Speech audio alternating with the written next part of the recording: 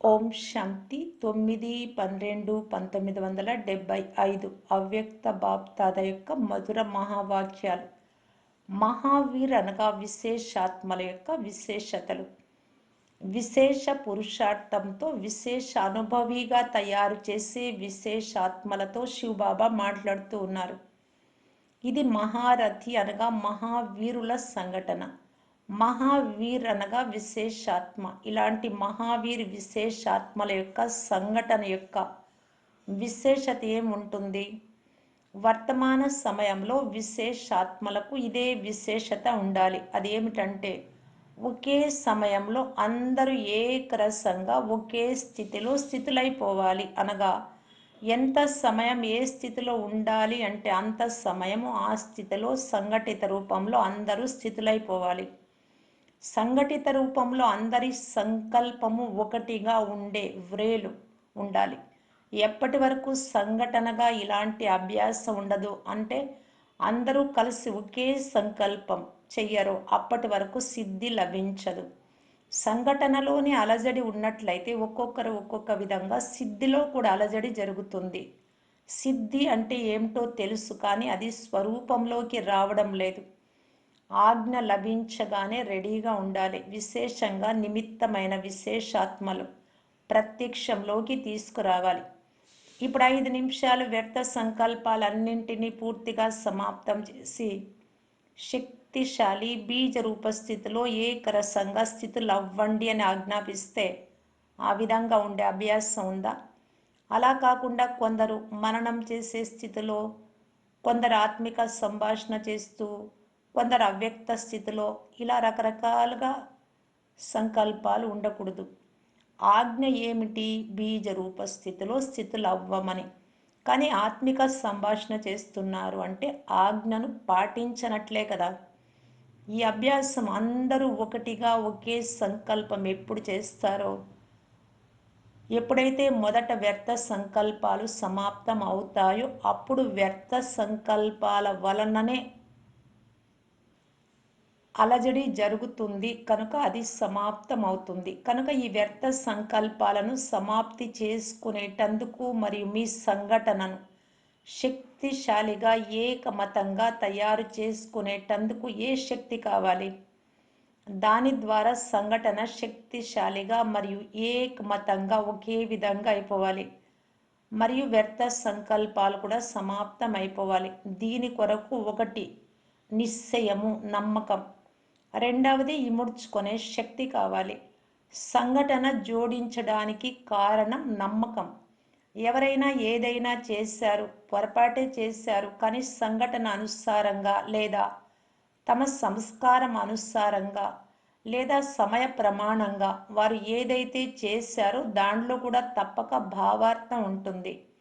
సంఘటిత రూపంలో ఎక్కడ సేవ ఉంటుందో అక్కడ వారి యొక్క సంస్కారాలను కూడా దయాహృదయ దృష్టితో చూస్తూ సంస్కారాలను ఎదురుగా పెట్టుకోకుండా దీనిలో కూడా ఏదో కళ్యాణం ఉంటుంది, వీరితో కలిసి నడవడంలో కూడా కళ్యాణం ఉంటుంది అనే నమ్మకం సంఘటనలో ఒకరి పట్ల ఒకరికి ఉండాలి. అప్పుడే సఫలత లభిస్తుంది. అంతేకాని ముందు నుండే వారి గురించి వ్యర్థ సంకల్పాలను చేయరాదు. ఎవరికైనా మీ పొరపాటు తెలిసిందనుకోండి, దానిని మీకు మీరు వ్యాపింపచేసుకోరు కదా. మీ పొరపాట్లు ఇతరులతో చెప్పరు కదా, ఇముడ్చుకుంటారు లోపలే దానిని. ఇతరులు ఒకవేళ ఎవరైనా వారికి వీరికి చెప్పి వ్యాపింపచేస్తే అది చెడుగా అనిపిస్తుంది కదా.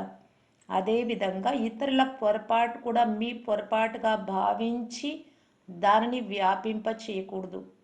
వ్యర్థ సంకల్పాలు రానివ్వకూడదు. దానిని కూడా మీలో ఇముడ్చుకోవాలి. దీనిని ఒకరిపై ఒకరికి నమ్మకము అని అంటారు. మరియు స్నేహశక్తితో దానిని సరిచేయాలి. లౌకిక పద్ధతిలో కూడా ఇంటి విషయాలను బయట పెట్టుకోరు.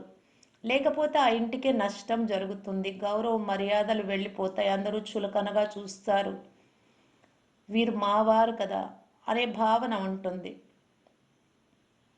అదేవిధంగా సంఘటనలో మీతో పాటు ఉండేవారు ఏమైనా చేసినా కానీ దానిలో కూడా తప్పక రహస్యం ఉంటుంది.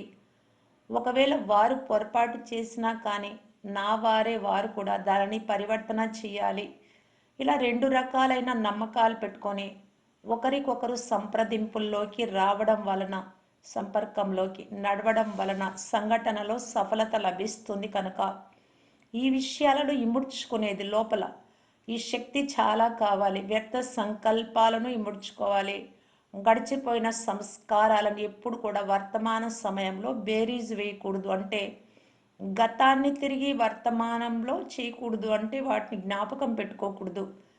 గతాన్ని అంతటిని గడిచిపోయిన వాటిని వర్తమానంలో కలపడం వలన సంకల్పాల వరుస పెద్దదైపోతుంది. ఎప్పటి వరకు ఈ వ్యర్థ సంకల్పాల యొక్క వరుస క్యూ ఉంటుందో అప్పటి వరకు సంఘటిత రూపంలో ఏకరస స్థితిలో స్థితులు కాలేరు. ఇతరుల పొరపాటును మీ పొరపాటుగా భావించండి. ఇదే సంఘటనను గట్టిగా చేసుకోవడం. అంటే ఇది ఎప్పుడు జరుగుతుంది అంటే ఒకరి పట్ల ఒకరికి నమ్మకం ఉన్నప్పుడు, పరివర్తన చెయ్యాలి అనే నమ్మకం, లేదా కళ్యాణం చెయ్యాలి అనే నమ్మకం.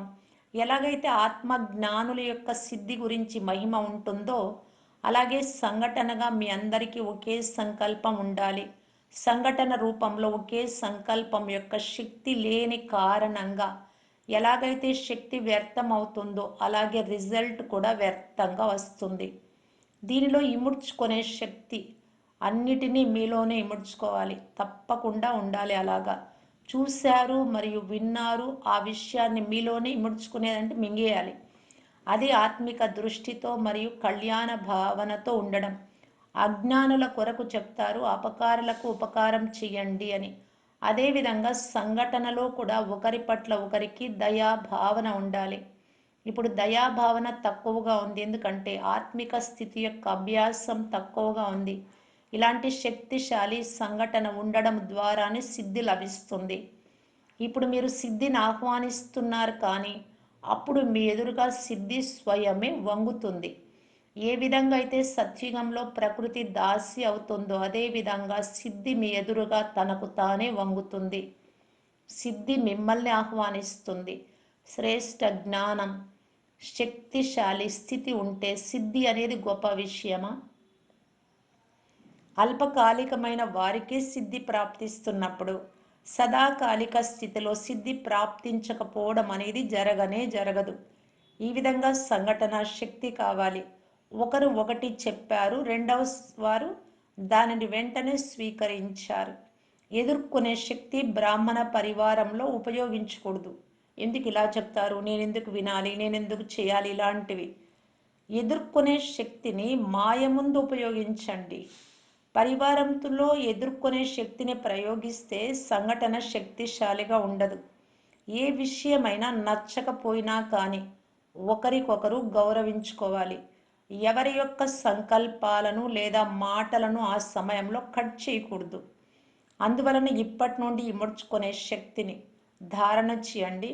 సాకార బాబాను చూశారు కదా, అథారిటీ ఉన్నా కానీ తండ్రి ముందు పిల్లలు చిన్నవారు. రచన అయినా కానీ పిల్లలతో గౌరవంగా మాట్లాడేవారు. ఎప్పుడూ ఎవరిని ఏమీ అనలేదు. అధికారం ఉన్నా కానీ అధికారాన్ని చూపించుకోలేదు. మరైతే పరస్పరంలో సోదరి సోదరుల సంబంధంతో మీరు ఏ విధంగా ఉండాలి? సంఘటిత రూపంలో బ్రాహ్మణులు పిల్లలైన మీ యొక్క భాష కూడా అవ్యక్త భావంతో ఉండాలి. ఫరిస్తాలు లేదా ఆత్మతో మాట్లాడుతున్నట్లు ఉండాలి. ఎవరి ద్వారా అయినా విన్న పొరపాటును సంకల్పంలో కూడా రానియకండి, స్వీకరించకండి మరియు స్వీకరింప చేయకండి. ఇలాంటి స్థితి ఎప్పుడు తయారవుతుందో అప్పుడే బాప్దాదాకు సంఘటన పట్ల ఏదైతే శుభకామన ఉందో అది ప్రత్యక్షంగా జరుగుతుంది. ఒకటైనా శక్తిశాలి సంఘటన ఉంటే ఒకరి నుండి ఒకరు 108 మాల యొక్క సంఘటన ఒకటిగా అయిపోతుంది. ఒకే మతము అనే తాడు మరియు సంస్కారాల సమీపత ఉండాలి. అప్పుడే మాల అందంగా ఉంటుంది. పూసలు వేరువేరుగా ఉంటే దూరంగా ఉంటే మాల అందంగా ఉండదు కదా. ఇప్పుడు ప్రత్యక్షత సంవత్సరం జరుపుకునే ముందు మొదట స్వయంలో లేదా నిమిత్తమైన సేవాదారుల సంఘటన రూపంలో ఈ శక్తి ప్రత్యక్షంగా కనిపించాలి. ఒకవేళ స్వయంలోనే శక్తి యొక్క ప్రత్యక్షత జరగకపోతే బాబాను ప్రత్యక్షత చేయడంలో ఎంత సఫలత మీరు కోరుకుంటూ ఉన్నారో అంత లభించదు. డ్రామా అనుసారం జరగాల్సిందే. అదైతే అలాగే జరుగుతుంది కానీ నిమిత్తంగా అయిన వారికి నిమిత్తంగా అయినందుకు ఫలం కనిపించాలి.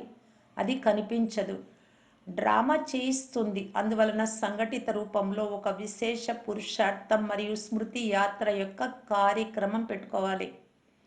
విశేష పురుషార్థము అనగా విశేష అనుభవాలను పరస్పరం పంచుకోవాలి.